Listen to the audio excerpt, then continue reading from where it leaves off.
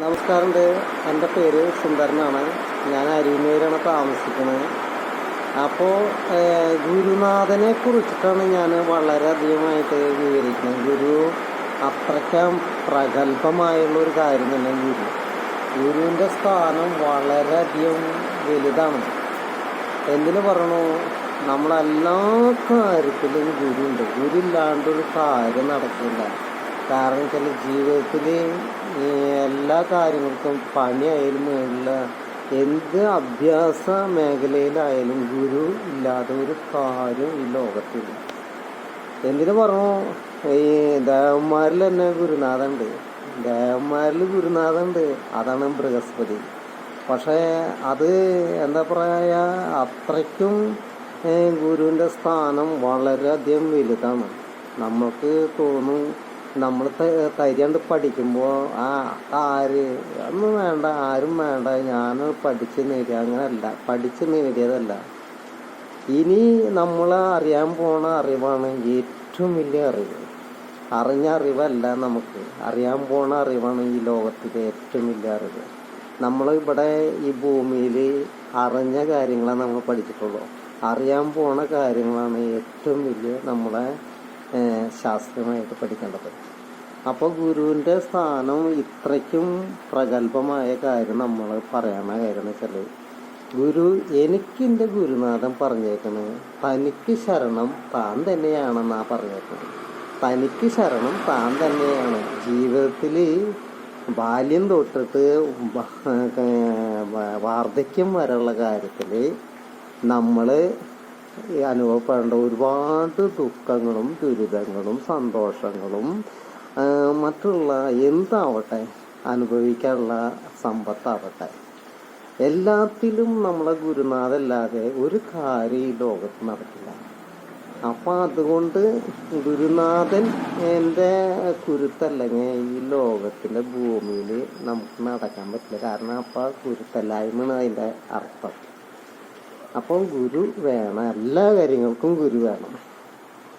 അപ്പോൾ നമ്മുടെ ജീവിതത്തിൽ നമ്മൾ ഒരുപാട് സമ്പത്ത് ഉണ്ടാക്കി, നമ്മൾ ഒരുപാട് പ്രശസ്തി നേടി, ഒക്കെ നേടിയെന്ന് പറഞ്ഞിട്ട് കാര്യമില്ല.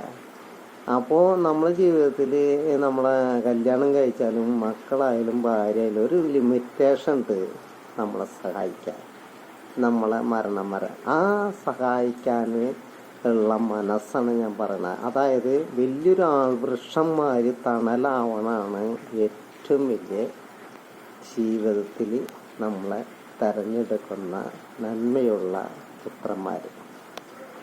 നമ്മൾ ഒരുപാട് ഉണ്ടാക്കി, നമ്മൾ ഒരുപാട് കാര്യങ്ങൾ, ഞാനിവിടെ വലിയ ആളായി അങ്ങനെയൊന്നും പറഞ്ഞിട്ടല്ല ഇവിടെ പ്രശസ്തി നേടുക. നമ്മൾ എന്ത് നേടി, ഇനി എങ്ങനെ നേടാൻ പോണത്, നമ്മൾ ഈ തെരുവ്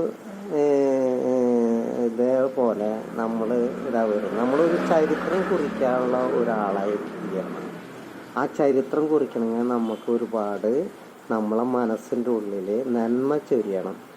ഈ കെട്ടിക്കെടുക്കുന്ന തടാകത്തിൽ നമ്മൾ അഴുക്ക് ചാല് വരാന്നല്ല, അഴുക്ക് വന്നടിയാന്നല്ലാണ്ട് അത് ദുർബലപ്പെട്ട് പോവുകയാണ് ചെയ്യുക. കാരണം അതിനെ ഒഴുകി പോവാനുള്ള ആ സമതലങ്ങളില്ലെങ്കിൽ അതിനെ കെട്ടിക്കിടന്നു കഴിഞ്ഞാൽ ദുർഗന്ധം വരും. ആ ദുർഗന്ധം വരാതെ നമ്മൾ സൂക്ഷിക്കണമെങ്കിൽ നമ്മൾ ഓരോ സ്ഥലത്ത് ഓരോ ആൾക്കാരെ കണ്ടുമുട്ടി അവരനുഭവങ്ങൾ അനുഭവിച്ച്, അവരനുഭവങ്ങൾ കാര്യങ്ങൾ കണ്ടെത്തി അവരോട് നല്ലത് പറഞ്ഞ് നന്മ പറഞ്ഞ്. ഇത്രയും ഞാൻ ഒരു എക്സാമ്പിൾ പറയും. ഡോക്ടർമാർ ഒരു രോഗി ശരശയിൽ കിടക്കുമ്പോൾ രോഗിനെ പ്രഥമ ശുശ്രൂഷ നൽകുന്ന ഒരു വിദഗ്ധൻ ഏറ്റവും ലാസ്റ്റ് പറയുന്ന പ്രയോഗം എന്താ വെച്ചിട്ടുണ്ടെങ്കിൽ, എൻ്റെ കയ്യിൽ നിന്ന് ഞാൻ പഠിച്ച ബിരുദമൊക്കെ ഞാൻ ഈ ഇദ്ദേഹത്തെ ഞാൻ കൈകാര്യം ചെയ്തിട്ടുണ്ട്. ഇനി കിടക്കുന്നത് നമ്മളെ ഗുരു, അതേമാതിരി ഗുരു കാണിച്ചു തരുന്ന ദൈവമാണ്. ദൈവത്തിൻ്റെ കയ്യിലാണ് എല്ലാ കാര്യങ്ങളും കിടക്കുന്നത്. അപ്പോൾ ദൈവം എന്ന് പറഞ്ഞാൽ, ദൈവം വലിയൊരു ദൈവത്തിനെ കാണണമെങ്കിൽ നമുക്ക് പെട്ടെന്നുകൊണ്ട് ഓടി കയറാൻ പറ്റില്ല. അതിനാദ്യം തന്നെ ഗുരുവിൻ്റെ സാന്നിധ്യം ഉണ്ടാവണം. മാതാ പിതാ ഗുരു ദൈവം. അപ്പോൾ മാതാവും പിതാവും കഴിഞ്ഞാൽ ഗുരുവിനെ സ്ഥാനം. ഗുരു കഴിഞ്ഞാൽ ഗുരു കാണിച്ചു തരിക ദൈവത്തിനെ.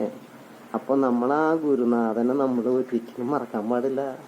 കാരണം ഗുരുവിൻ്റെ സാന്നിധ്യം ഭയങ്കര വലിയ ഇതാണ് ഈ ലോകത്തിൽ. ഈ പാതയിൽ നമ്മൾ നമസ്കരിക്കണ ഗുരുവിൻ്റെ സാന്നിധ്യം വേണം. അപ്പം ഈ ഇവിടെ കുറേ പ്രഗത്ഭന്മാർ നടക്കുന്നുണ്ട്. കാരണം പ്രഗത്ഭന്മാരെന്ന് വെച്ചാൽ ഒരുപാട് കഴിവ് ഏതായി ഗുരുനാഥ ഇല്ലാതെ ഒരു കാര്യം നടക്കില്ല എന്ന് പറഞ്ഞു വെച്ചാൽ ഗുരു ഇല്ലെങ്കിൽ ഗുരുത്തല്ല. ഗുരു വേണം, എന്ത് കാര്യത്തിനും ഗുരു വേണം. അപ്പം അതുകൊണ്ട് എൻ്റെ ഗുരുനാഥൻ പറഞ്ഞേക്കുന്നത് തനിക്ക് ശരണം താൻ തന്നെയാണ്. എത്ര നമ്മൾ കല്യാണം കഴിച്ച് ഏതായാലും മക്കളുണ്ടായാലും നമ്മളെ കുടുംബ മിത്രാദികളുണ്ടായാലും നമ്മൾ അവസാനം നിമിഷം ശരശയിൽ നമ്മൾ തന്നെ സഹിക്കേണ്ടി വരും. ആ സഹിക്കാൻ നമ്മൾ സന്നദ്ധനാണ്. കാരണം വെച്ചാൽ നമ്മളൊന്ന് എണീക്കണമെങ്കിൽ തുള്ളി വെള്ളം ഒരു വെള്ളം കുടിക്കണമെങ്കിൽ നമുക്ക് എന്ത് വേണം? ഒരു വെള്ളം കുടിക്കണം നമ്മൾ തന്നെ എടുത്ത് ഗ്ലാസ് കുടിക്കണം. ഒരു 2 ദിവസം എന്താണ് അവർ നമ്മളെ പുത്രന്മാരായാലും ഭാര്യ ആയാലും എടുത്ത് തരും. അത് കഴിഞ്ഞാൽ നമ്മൾ തന്നെ. അപ്പോൾ തനിക്ക് ശരണം താൻ തന്നെയാണ്. പിന്നെ നമുക്കൊരു വടി തരും പുത്രന്മാർക്ക്. അല്ലെങ്കിൽ നമ്മളെ വീട്ടിൽ ബന്ധുമിത്രാതി 2 ദിവസമാവും നമ്മളെ എണ്ണിപ്പിച്ച് നിർത്തിയിട്ടും അങ്ങോട്ട് കൊണ്ടുപോയില്ല ഇങ്ങോട്ട് കൊണ്ടുപോയില്ല. അത് കഴിഞ്ഞാൽ നമുക്ക് വടിയെടുത്തൊരു വടിയോട് നടന്നു പറയും. അപ്പോൾ നമുക്ക് ആ വടിയും കഴിഞ്ഞാൽ നമുക്ക് ലാസ്റ്റ് ഗ്രേഡ് നമ്മളെ തനിക്ക് ശരണം താൻ തന്നെയാണെന്ന് അതിൻ്റെ കാര്യം. അപ്പം എൻ്റെ ഗുരുനാഥൻ പറഞ്ഞത് വേദനിക്കുന്ന മനസ്സിന് ആശ്വാസം നൽകുന്ന ആരോ അവരാണ് ദൈവത്തിന് തുല്യമായി കാണേണ്ടത്. അപ്പോൾ വേദനിക്കുന്ന മനസ്സ് എവിടെയാണ് വേദന വരുന്നത്, എവിടെയാണ് വേദനിക്കുന്നത്? ആ വേദനിക്കുന്ന മനസ്സിന് ആശ്വാസം നൽകുന്ന ആരോ, ചെറുതുമാവട്ടെ വലുതുമാവട്ടെ ആരായാലും ആ വേദനിക്കുന്ന മനസ്സിന് ആശ്വാസം നൽകുന്ന ആരോ അവരാണ് നമ്മളെ ദൈവത്തിന് തുല്യമായി കാണേണ്ടത്. അപ്പോൾ നമ്മൾ അവസാനത്തിൻ്റെ ആ ആരംഭം എന്ന് വെച്ചാൽ ഗുരുവിനെ ഒന്നും കൂടി ഞാൻ പറയാം. ഗുരുവിൻ്റെ സ്ഥാനം ഇരുട്ടിനെ വെളിച്ചമാക്കുന്ന പ്രകാശിക്കുന്നവനാണ് ഗുരു.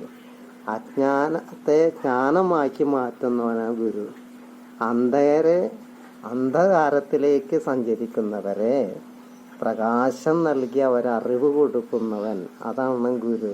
ഗുരുവിന് വലിയൊരു പ്രാധാന്യമുള്ളതാണ് ഈ ലോകത്ത്. അപ്പോൾ ഗുരുവാണ് എല്ലാ കാര്യത്തിനും വലിയൊരു പ്രഗത്ഭമായ ആള്. അപ്പോൾ ഗുരുവില്ലാതെ ഒരു കാര്യം ഈ ലോകത്ത് നടക്കില്ല. അപ്പോൾ നന്ദി, നമസ്കാരം. ഇത്രയും ഞാൻ നിങ്ങളോട് പറഞ്ഞേനെ.